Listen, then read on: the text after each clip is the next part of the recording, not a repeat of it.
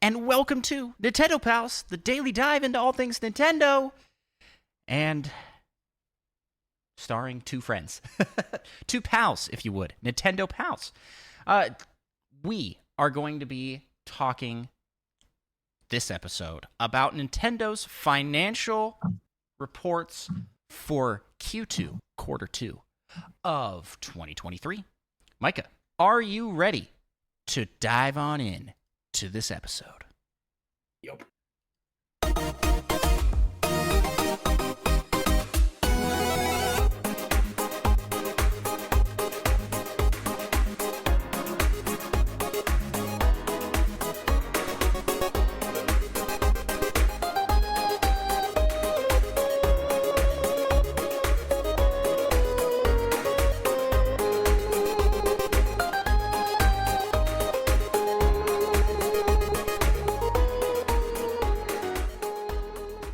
Greetings, fellow Nintendo Pals. My name's Andros. For those that are starting with us new here that haven't been on an episode of Nintendo Pals before, welcome. Stick around. Help us grow. And to take over the world! That's a lot to blast you with right off the bat, I'm sorry. But you can help us to take over the world of Nintendo podcasts by leaving us 5-star reviews on your podcast listening app of choice, or by subscribing over on YouTube, or I don't know, just hit all the positive good buttons that help promote our stuff. We really do appreciate it. It helps us get seen by more people because that's really the only way that happens. We can't rely on robots and algorithms to show Nintendo Pals to the world. We rely on humans like you. Thank you. Micah, let's jump into financials. What do you say? Let's do it. All right. This quarter was an interesting one. We saw the release of several big-ticket games, and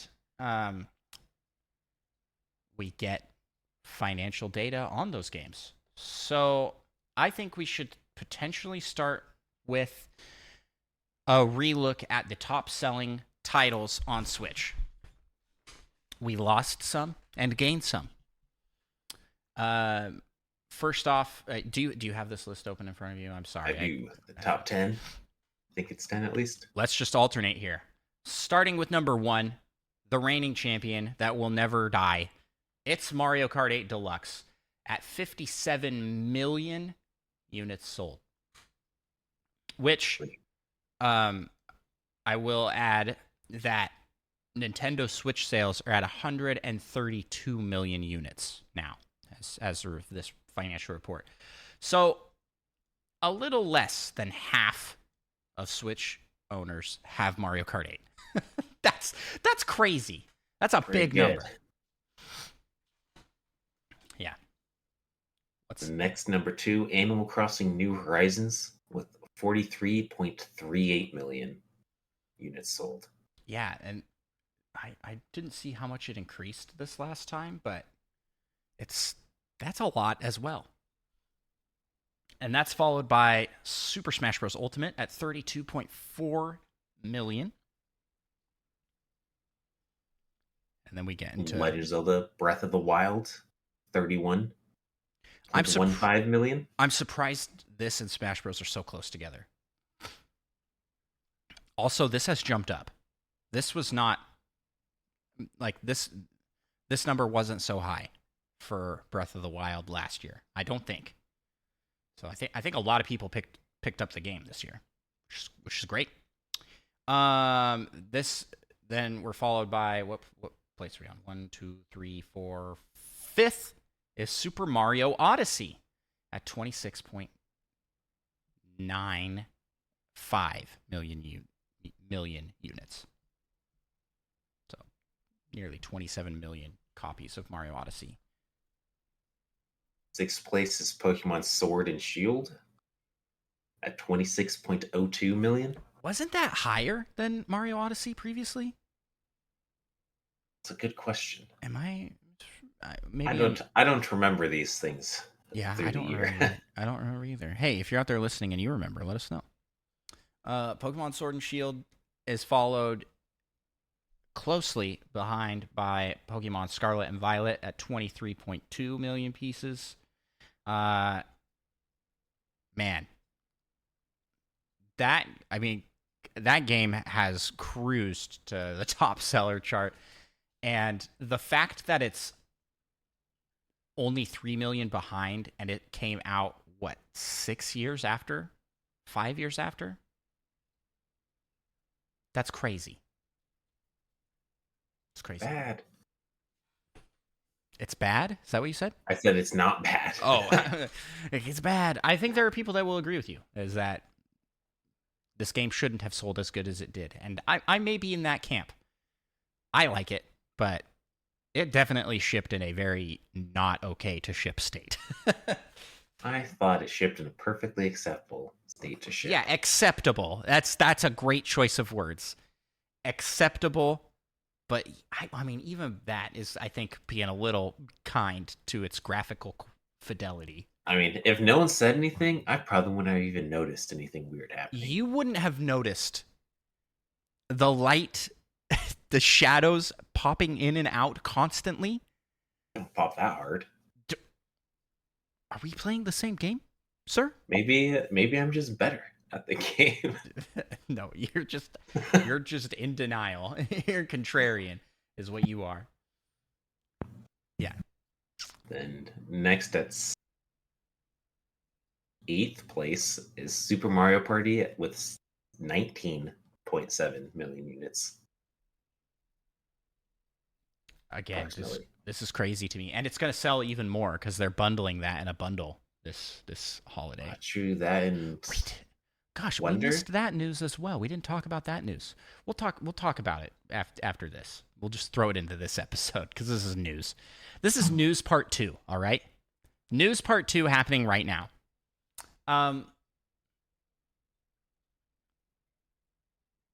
That's followed by, in 9th place, brand new to the list, The Legend of Zelda Tears of the Kingdom at 19.5 million units sold. That is awesome. That's a lot of copies of a game sold. Are there like sales numbers for Baldur's Gate? I have no idea.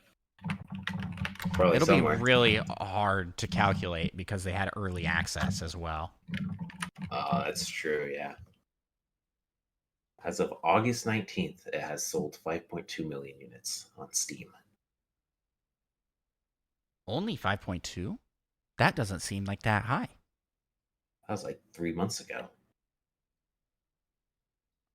Yeah, but that number I'm looking here includes the 2.5 from early access.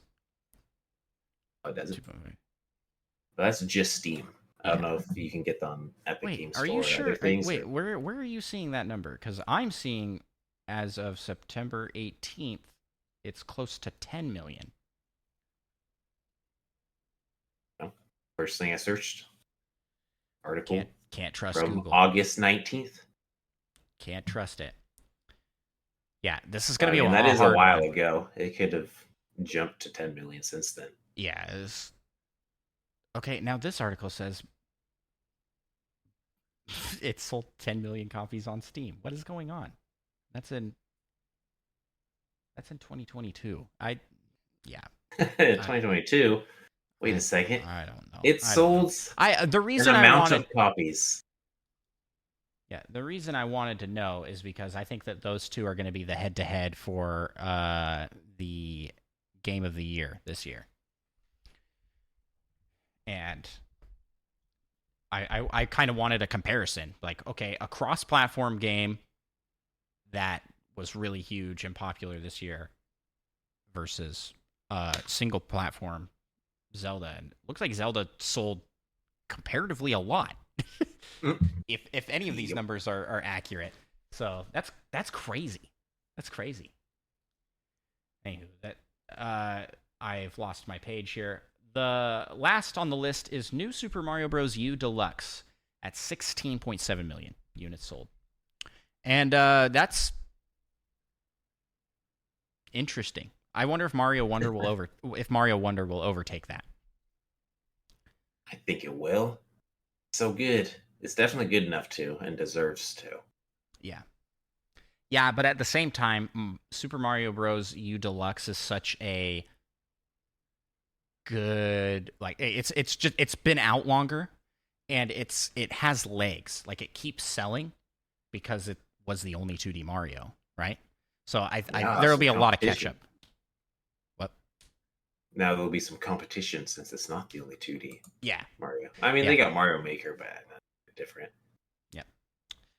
I don't know, but I am sad to see that Ring Fit Adventure has finally been given the boot and is no longer on the list. I forgot. That was up there. It was up there in 10th place, man.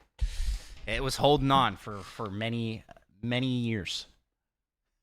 Never stood a chance with the release of Tears of the Kingdom, though. And like 7 Pokemon games. I mean, the fact it stayed up as long as it did is quite impressive.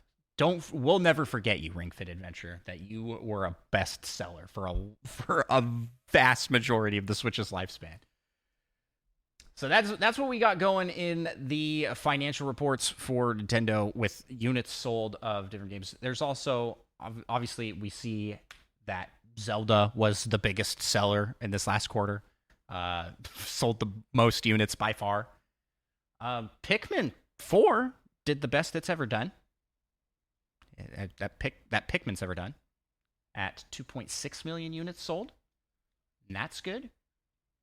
And then also within this last quarter, you can see, is this year to date or is this last quarter only?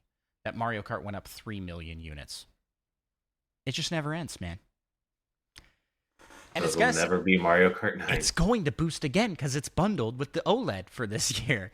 Like it's going to sell more. That's the thing.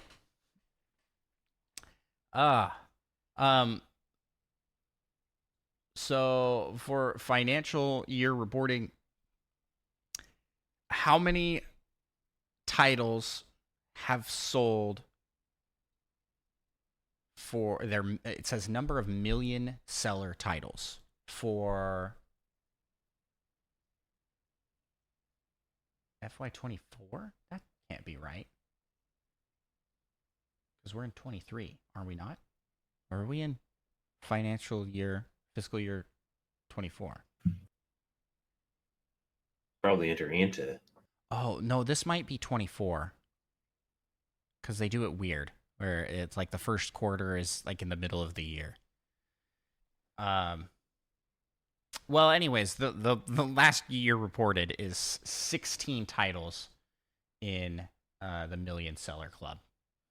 12 being Nintendo first-party titles, and 4 titles from other software publishers. And I wonder what those other titles are. They have to be Minecraft,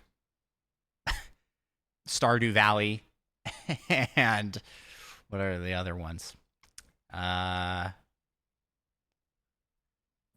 trying to think of like third-party games. Like Fortnite wouldn't count, right? Because they're not selling anything. Yeah, I would assume those don't count. What are the other big games, like our third-party big games on Switch? Probably the watermelon game. Probably hit 1 million. You think the watermelon game hit that, huh? It could. Maybe not, but I don't think it did yet. Then probably will at some point. Yeah. Unless it dies down to popularity. Yeah. I think I'd have to look at the bestsellers list and just look through there. So comparisons to last year, this same time, the financial reports are like pretty similar. And now that I'm looking at this chart, yeah, FY24 is fiscal year for 2024, and that's the current one we're in. You'll see the numbers went up slightly for everything. Like it was up. We were up on overall hardware sold. And also up on overall software sold, but kind of maintaining the same speed. But we're also coming into Q3, which is the biggest quarter, being the holiday season for sales. And if you look at the charts, you can see the Q3 for last year sold like 76 million units of Switches. And with how many bundles they're doing this year, let's talk about some of the bundles. You've seen these in the newsroom, I'm assuming, Micah? Potentially. So we've got bundle for a Switch OLED that has Smash Bros. Controllers and comes with Smash Bros. Bundle that looks to be like it would be a Mario Kart bundle. And there are also Switch Lite bundles with Animal Crossing. All of these are positioning themselves to sell not only more software, but also more hardware in the same two birds, one stone. So Animal Crossing and Mario Kart and Smash Bros. Are going to get a number boost just from being sold with as bundled with units. And I wonder, because if you look at sales here, we're down 44% in Nintendo Switch sales, but we are up 32% for OLED models sales. So like the shift is happening now, where like what we predicted back when the OLED first was announced and coming out, we're like, yeah, that's gonna be the new base Switch, which wasn't the case. They kept selling the regular Switch and the OLED, and now they are pushing hard for the OLED with bundles and new versions. So I think it's gonna be a big year. But let's switch gears here. That's financials. Do you have anything else you want to talk about with financials, Micah? Well, I guess just mention that the hardware sales are like 132 million, and the software is like 1.1 billion. So it's like pretty close to like a 10 games per Switch attachment rate, which is pretty good. Yeah, and that's a lot. We make a lot of comparisons to hardware sales with other Nintendo systems. So to give this some perspective, the Wii U sold 13 million. That's an outlier, but the Nintendo 3DS sold 75 million units. And of that 75 million units, software, they sold close to 400 million, which is a far cry from the over a billion, right? Yeah. But and the Switch has now passed the Wii in sales, right? By a fair margin now. We're now like 30 million ahead of the Wii, but we're still 20 million below the DS. And PlayStation 2 is up there at like kind of the same astronomical number. However, software is way higher for the Switch versus the DS. The DS is just shy of a billion at 948 million, where software for the Switch is at 1.1 billion.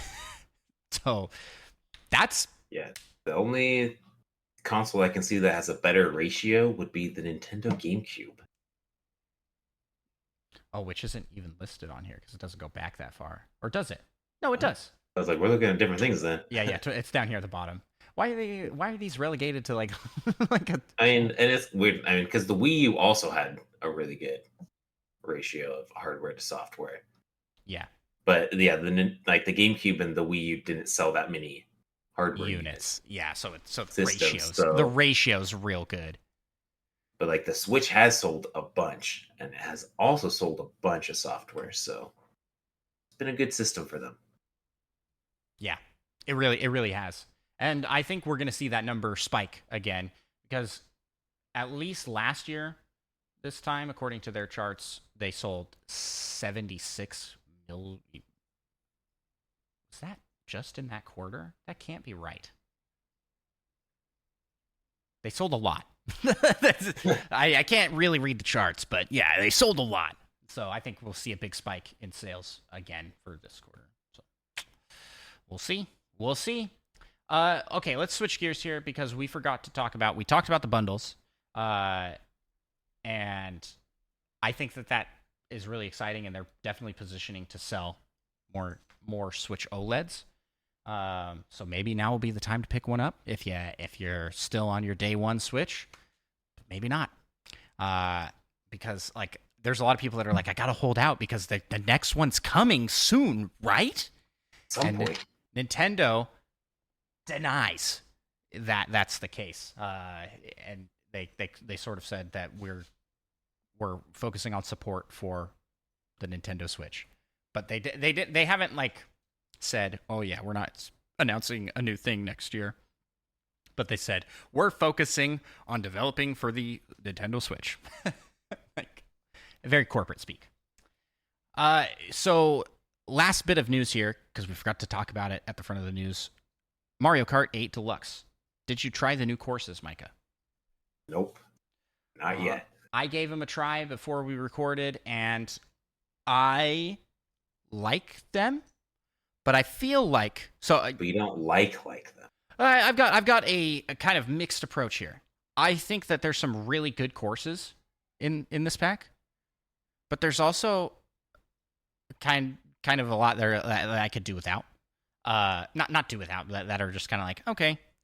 And overall, as the final wave, it feels lacking. Does that make sense?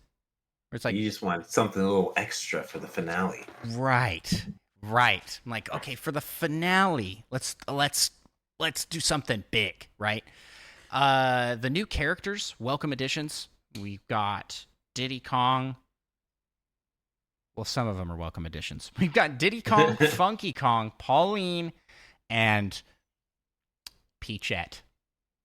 I'll admit Peachette is a weird pick to put in. What's with all the Peachette hate? It's essentially Toadette. Toadette only has like it's one just variant. essentially Peach again. No, but it's Toadette. Yeah. I will say that because I tried out each of the characters. Peachette has a different voice actress than Peach. Which and makes Toadette. sense because that makes a little less sense. Yeah, doesn't it make a little less sense? You're like, what's going on here? Who are you? I do like the idea of Peachette existing. It just throws a lot of weird lore into the universe of Mario, like that there's a power-up that can turn you into Princess Peach, but it only works on Toadette. And it's like, what's going on here? And they're never going to explain it.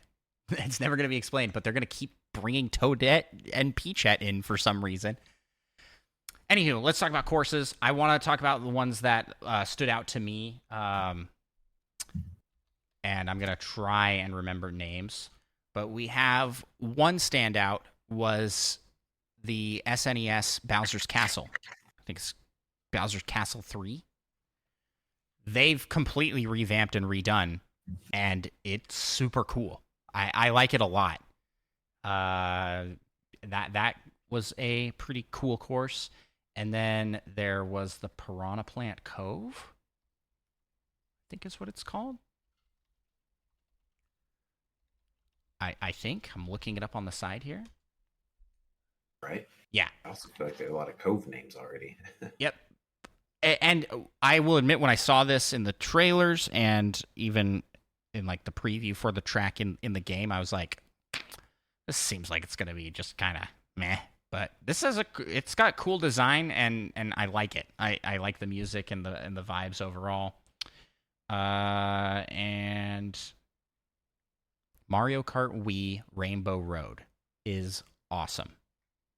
They made changes to it, but it just feels like such a cool Rainbow Road level. I don't know. I just was really into that one. I've liked every Rainbow Road they've added. The only one I would say I'm not a huge fan of is the N64 one. I feel like they made it super short and kind of bland. Like I like all the other Rainbow Roads more. Probably have an opinion if I remembered which one that was. It's the one with there's like a train. They all blur together. A train that flies above. I thought a new one had a train. It seems like a new one, but at some point it's a remake of the N64 one, but it isn't the N64 one even a little bit. Now, granted, the N64 one originally is like one of the longest tracks in the history of Mario Kart. It's so long and pretty boring. But probably why they shortened it. Yeah, they shortened it, but it's also kind of like it doesn't have the oomph that any of the other ones do. Yeah. So I overall great tracks. There were some. I'm trying to remember what else was in it. You have Daisy Circuit, which had great music. And then there were a couple of tour levels that were just like real cities turned into levels, and those just kind of all blend together for me. They don't stand out enough, so which is a shame because I think they are cool levels, but they just kind of all blur together. That's it. I guess we'll have more to talk about with that next time when you've played it. Sweet. That's where we'll end the episode. Micah, where can people find you on the interwebs? You can find me on Twitch at Micah Prime. You can find me on Twitch and YouTube at Andros1. Remember, you can support the show and help us to take over the world of Nintendo podcasts by following and leaving us a 5-star review on your podcast listening app of choice. Hey, I heard recently, because I'm a podcast listener, all right? I heard my friends over at the Nintendo Dads are doing a giveaway for 5-star reviews. Listen, we can't let them win, okay? We need everybody out there right now to leave us a 5-star review. If you have not yet already, leave us a 5-star review. We got to catch up, and we got to overtake the Nintendo Dads. This is part of taking over the world, is taking over the other podcasts. So help us do that. No, we're not going to do a giveaway, at least not yet. We haven't resorted to that yet.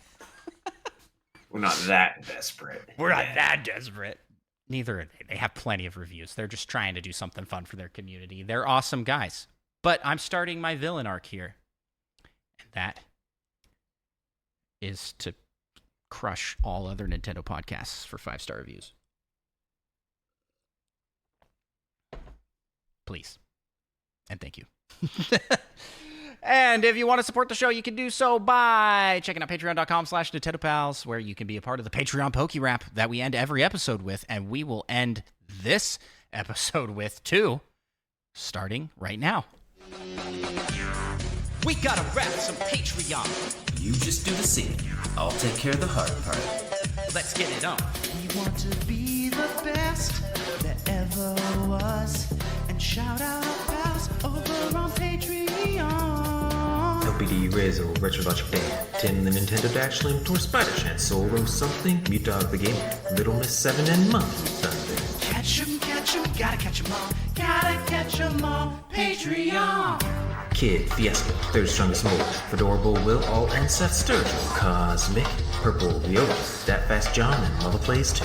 Gotta catch 'em all. Gotta catch 'em all. Yeah. Gotta catch 'em all. Gotta catch 'em all. Yeah. Gotta catch 'em all. Patreon. Let's get 150 or more. Yeah, please. To be a Patreon donor is your destiny. Thank you all so much for listening. We will talk to you in the next episode. And, see ya. Bye-bye.